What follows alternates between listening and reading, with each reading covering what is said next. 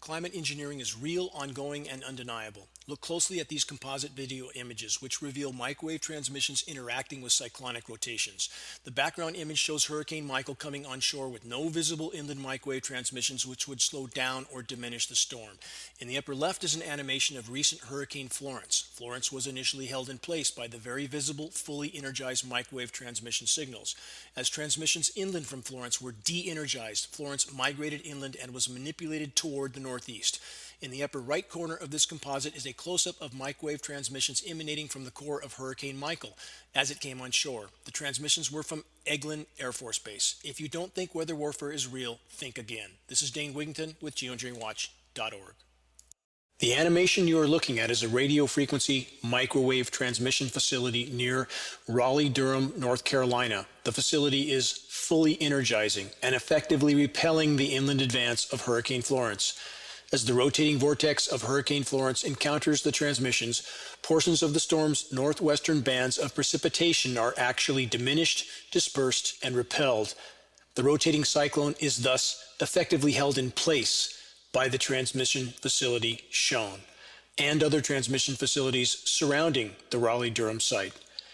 Radio frequency microwave transmissions are a core component of the ongoing climate engineering operations. When the larger U.S. map of primary radio frequency microwave transmitters is shown, the true scale of the ongoing climate engineering weather warfare operations begins to take shape. The global network is far larger still, which includes ionosphere heater facilities like HARP. The orchestrated operation and energizing of various transmitter locations at various times and intervals can and does effectively steer Hurricane Florence along the basic trajectory that was predicted, or more accurately scheduled, nearly a week in advance of Hurricane Florence's arrival to the U.S. East Coast. In 2017, the path and behavior of devastating Hurricane Harvey was manipulated with the radio frequency microwave transmission facilities in the southern region of the U.S., where Harvey made landfall. Hurricane Maria and Jose were also steered storms during the 2017 hurricane season. Search geoengineeringwatch.org, Hurricane Harvey, or geoengineeringwatch.org, Hurricane Maria, to see the real-time recorded transmission animations that steered those storms. The U.S. government has been involved with hurricane modification for over 70 years. This is not theory, speculation, or conjecture. It is historical fact. Search Project Cirrus 1947. Climate engineering is not just a proposal as government and mainstream media sources would have us believe. Climate engineering, aka weather warfare, is an ongoing lethal reality. Though we cannot know all of the agendas being carried out, the fact that global geoengineering operations are real and ongoing is beyond dispute. Help us to sound the alarm, share credible data from a credible source. Make your voice heard. This is Dane Wigington with geoengineeringwatch.org.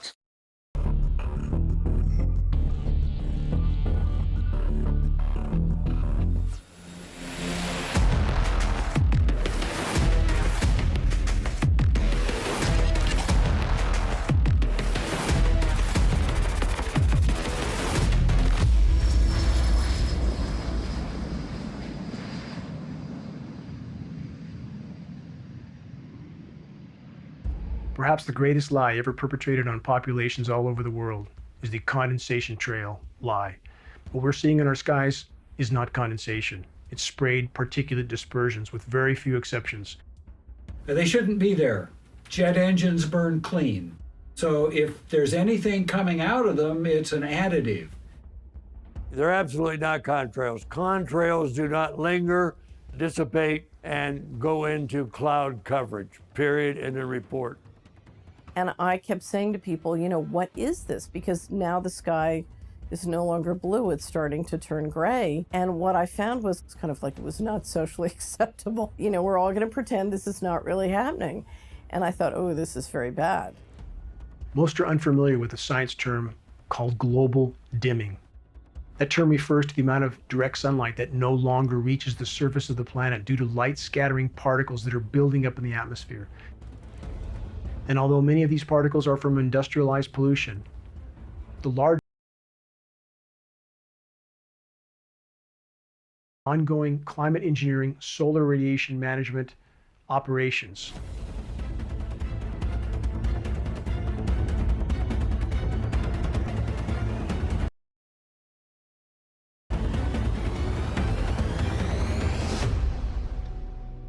This engine, a high bypass turbofan jet engine, this is the engine that is on all military tankers and all commercial carriers, is in essence a jet-powered fan. 90% of the air that moves through this engine is non-combusted. This engine by design is nearly incapable of producing any condensation trail except under rare and extreme circumstances. And again, we have film footage of aircraft flying at altitude with nozzles visible, turning on and off.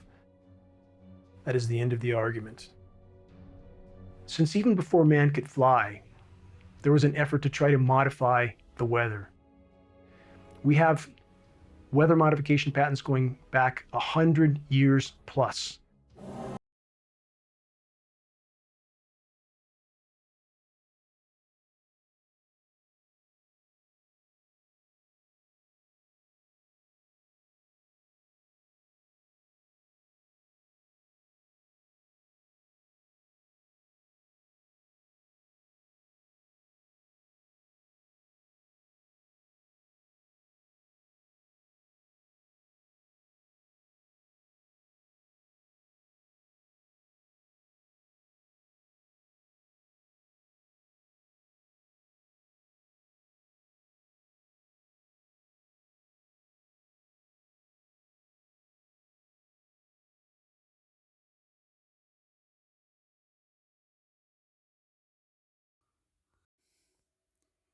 I want people to realize the weather technology that's being used to create climate change.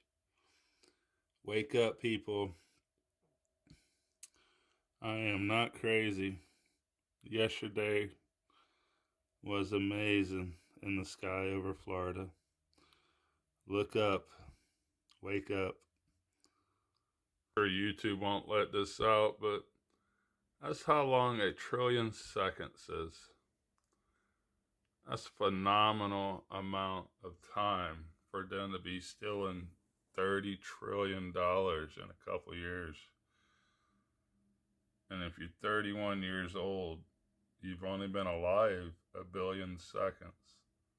Currently hitting, and you can see it's just barreling across there. Well, we can follow this back, okay? You can follow this storm's formation back over here, okay? And what we've seen several times is out here near Guam, of all places, we see a large microwave spiral-shaped pulse that comes from the north and then extends to the south over Guam. Following that, we see rotation begin to develop and form into these cyclones. And it's happened time after time now. It's happened like 4 times.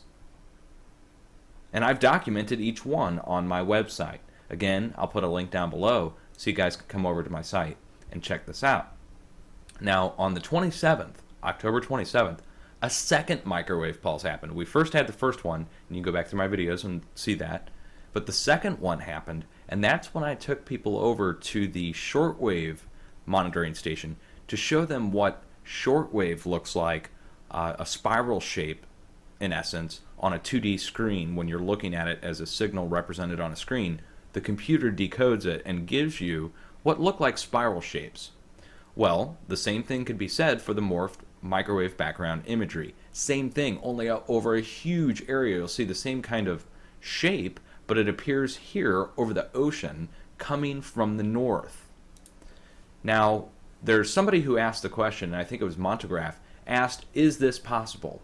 Well, here's my post, okay, showing you back at Typhoon Francisco. I titled this, Large Microwave Pulse Produces 2 Tropical Storms in Asia Within 48 Hours. And we'll watch this here.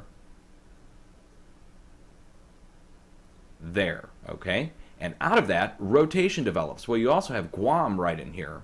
And then look where it comes from, though. When you see the pulse originate, it actually originates to the north. And it's coming from up here just north of Japan, in this direction. Wait for it again. There we go. Coming from there.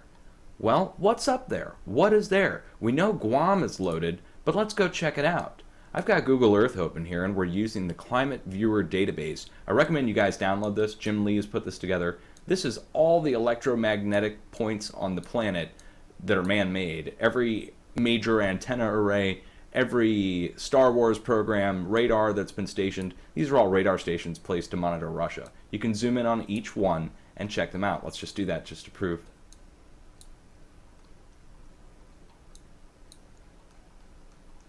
There we go. And he's got the designation, even the frequency information. You can click on these and you can see what they're operating at, their coordinates, how they operate, and what they're doing. Now, of course, this is the US. Let's go over and check and see what's going on just north of Japan. Now, the area itself just north of Japan is the Kuril Islands area. It's also managed by China and Russia. They kind of all have a little border there, a little border separation only by a few miles. So let's bring it over. Here's Japan. And let's triangulate our position based upon where the pulse was coming from previously. Okay, here's the Philippines. We'll come down here. Here's Guam. And we've got Space Command, all sorts of stuff here at Guam. And then the pulse coming from up in this direction. Well, looks like Stanford has a few facilities out here, VLF antennas. But if we come just a little bit north, you've got all sorts of space observatory outposts. You've got even got NASA. You've got Stanford up in Russia. They're all part of a giant network, and they share facilities somewhat. However, this area here, where the pulse is coming from, there's only a few things actually here. You've got Missile Defense Space Command over here off the coast of Alaska. You've got Stanford VLF, and we've got the Russians.